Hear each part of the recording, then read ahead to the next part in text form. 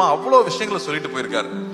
இன்னைக்கு நியாயம் தர்மம் இல்லாட்டி தன்னம்பிக்கை வேணும்னா இன்னைக்கும் அவரோட பாடல்கள் தான் நமக்கு உதாரணமா இருந்துட்டு இருக்கு. அவர் பாட்டை பாடினாலே வைரல் ட்ரெண்ட் தான். அப்படி ஒருத்தர் அவர் நம்ம பண்ண போறோங்கிறது ரொம்ப ரொம்ப பயமா இருந்துச்சு.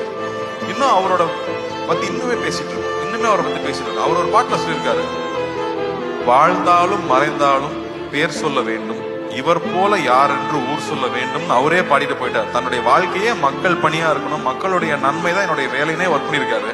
அதுக்கு முத்தாய்ப்பா நம்மளோட சென்னை சென்ட்ரல் ஸ்டேஷனுக்கு அவரோட பேரை வச்சிருக்காங்க. புரட்சி தலைவர் doctor MGR Chennai central station பேரு. ஒரு நாளைக்கு கிட்டத்தட்ட 400 ட்ரெயினிங் இருந்து கிளம்புது.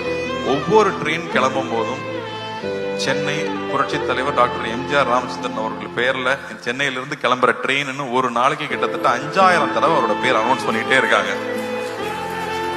அப்படி வாழ்றதுன்னா அப்படி எப்பேற்பட்ட வாழ்க்கையா இருக்கும், அவர் எப்பேற்பட்ட மனிதரா இருக்கும்.